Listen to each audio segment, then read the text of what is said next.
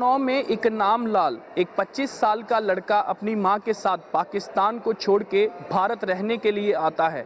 आखिरकार क्या क्या दिक्कतें रही वहां पे, क्यों पाकिस्तान छोड़ना पड़ा जहां पे वो पला बड़ा हुआ। हमारे साथ इस वक्त सारा परिवार मौजूद है, क्योंकि 2014 में इकनाम लाल ने यहाँ पर शादी की, जिसके बाद एक छोटी गुड़िया भी है। परिवार के 3 सदस्य हैं, जालंधर में रह रहे हैं ये लोग। अभी भी पासपोर्ट जो है इकनाम लाल के पास पाकिस्तान का है। बातचीत करते हैं इनसे कि आखिरकार ऐसा क्या हुआ। इकनाम लाल जी, ऐसा क्या हुआ जो आपको पाकिस्तान छोड़ना पड़ा और भारत आना पड़ा?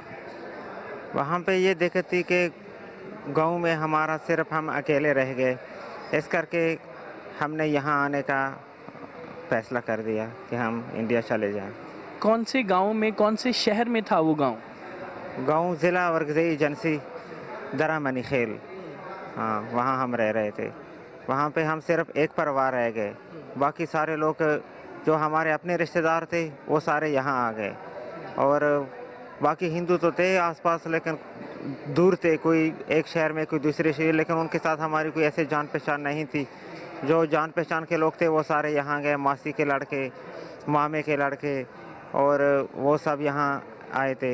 इस वजह से हमने भी यहाँ आने का फ़ैसला कर दिया और यहाँ पे उन्होंने हमारी गारंटी ले ली और उनके गारंटी पे हम रह रहे हैं यहाँ पे। तो आपने देश छोड़ने का फैसला कर लिया। पाकिस्तान के बहुत से शहर ऐसे हैं जहाँ पे हिंदू अभी भी रह रहे हैं, वहाँ पे हिंदू लोग जो हैं एक दूसरे के साथ परिवार मिलते जुलते हैं। तो आपने ये नहीं सोचा कि मैं शहर बदल लूँ देश बदलने की बजाय? शहर बदलने में ये है कि वहाँ भी दिक्कतें ये हो रही हैं कि हिंदुओं के लिए थोड़ा सा मुश्किलात हैं कि वहाँ पे बहन बेटियों की ख़तरा होता है। कई जगहों पे, कई जगह ऐसे हैं कि वहाँ पे धमाके हो रहे हैं, शिया सुन्नी के दंगे फसाद हो रहे हैं। पिछले साल भी वहाँ धमाका हुआ था हमारे गांव में, उसमें हमारे 3 हिंदू भाई भी मर गए। ऐसे कई जगह बाज़ारों में आग लगी, हमारे हिंदू लोगों की भी उसमें दुकानें जल गई। तो इन दंगों फसाद आतंकवाद की वजह से हमने यही सोचा कि हम इंडिया चले जाएंगे तो पूरी लाइफ के लिए निश्चिंत हो जाएंगे, हमने यही सोचा। तो क्या ऐसा हुआ जब आप 2009 में यहाँ पे आए अपनी माँ के साथ, क्या निश्चिंत हो गए फिर आप? अब हमको नागरिकता मिल जाएगी तो हम इंडिया के नागरिक बन जाएंगे, हम बिल्कुल निश्चिंत हो जाएंगे। हाँ, नागरिकता पे भी आएंगे। पहले बताइए, आपका परिवार है, शादी आपने यहीं पे आके की फिर? हाँ हाँ, शादी हमारी यहाँ हो गई। दिल्ली में हमारे गुरुजी हैं, उनको हम मानते हैं, तो वहाँ हमने बोला तो आश्रम में हमारी शादी हो गई। हाँ। तो क्या आपकी पत्नी है वो भी पाकिस्तान से आए थे यहाँ? इनके दादा वहाँ आके थे और इनके पापा भी वहाँ से आए थे यहाँ। हाँ, वो पहले आए हैं, 30-35 साल पहले के आए हुए हैं। इनको वहाँ नागरिकता मिल चुकी है उनको, तो उस वजह से फिर इनसे शादी हो गई। तो आपके परिवार के कौन कौन सदस्य यहाँ पे आए थे और कब आए थे? पापा और बुआ, चाचा। कौन से साल में आए थे? टाइम ज़्यादा हो गया, मुझे नहीं। अभी भी आपका कोई पारिवारिक सदस्य पाकिस्तान में रहते हैं? मेरे ताई जी हैं, बच्चे हैं उनके, बस। उनसे बातचीत होती है? कैसा व्यवहार होता है वहाँ पे पाकिस्तान में उन लोगों के साथ? कोई बातचीत हुई उनसे? हुई होंगी, मुझसे हुई नहीं, पापा से होती रहती है। अभी उन्होंने वहाँ की, जिस तरह से आपके पति बता रहे हैं कि इनको दिक्कत थी वहाँ पे, हिंदुओं के साथ सलूक ठीक नहीं किया जाता था, तो क्या आपके जो रिश्तेदार रहते हैं उन्होंने भी ऐसी शिकायतें की आपके साथ? कोई बातचीत हुई? मुझसे बात होती नहीं ना, फिर पापा से होती।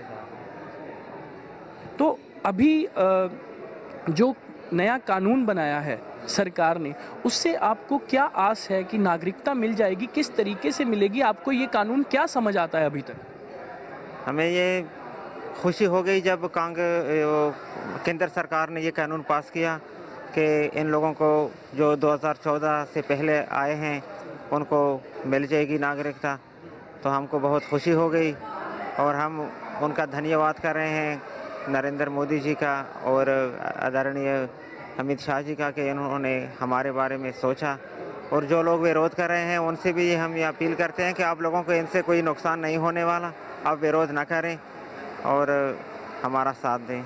तो नागरिकता लेने के लिए अभी कानून बन गया है, तो आपने अगला स्टेप शुरू किया नागरिकता लेने के लिए कि आप हिंदुस्तान के नागरिक हो जाएं? क्या आपने डीसी को, किसी सरकारी दफ्तर को अप्रोच करना शुरू किया?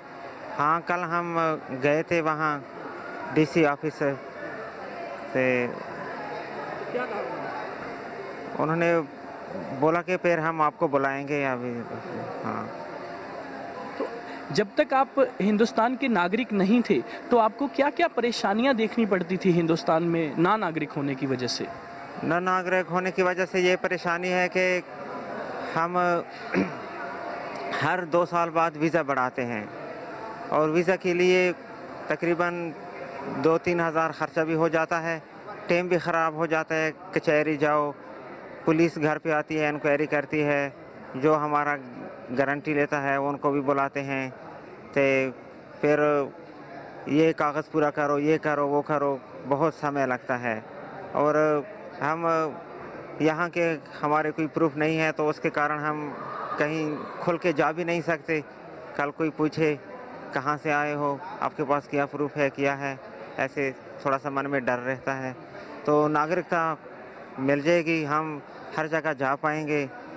अब तक हमारे मन में है कि हम वहाँ से आए हैं तो कहीं वृंदावन धाम जाएं या अयोध्या चले जाएं, अपने धर्म स्थल देखें, लेकिन नहीं जा पाए। तो आप इसी डर के मारे अभी तक कोई भी धार्मिक स्थल पर नहीं गए? हरिद्वार गए थे हाँ, हरिद्वार गए थे, बाकी कहीं नहीं गए हैं। हाँ जी। आप काम क्या करते हैं यहाँ पे जलंधर में, जो आप अपना परिवार चलाते हैं जिससे? मैं ब्रेड सप्लाई करता हूँ, ब्रेड, बंद, फ़ैन, ये बिस्कुट मिस्कुट, यही सुबह ख़रीद के फिर उसके सप्लाई करता हूँ दुकानों पे, उससे गुजारा चलता है। अभी आपको ये ऐसा लगता है कि जिस तरह से कानून पास हुआ है तो आपको नागरिकता मिलेगी, तो आपको डर के नहीं खुल के जी सकेंगे इस देश में? हाँ, हम खुल के जी सकेंगे। हाँ जी, हमको खुशी है कि ये नागरिकता मिल जाए तो अच्छी होगी। बहुत बहुत शुक्रिया। सो ये एक छोटा परिवार था जो अभी तक डर में रह रहा था, डर में जी रहा था, क्योंकि ये छोटा परिवार अभी तक हिंदुस्तान का नागरिक नहीं था। अभी जो कानून पास हुआ है उससे एक बड़ी आशा है इनको, और लगता है कि वो डर निकल जाएगा क्योंकि ये हिंदुस्तान के नागरिक बन जाएंगे। कैमरा पर्सन संदीप के साथ अमनदीप दीक्षित, ABP न्यूज़, चंडीगढ़।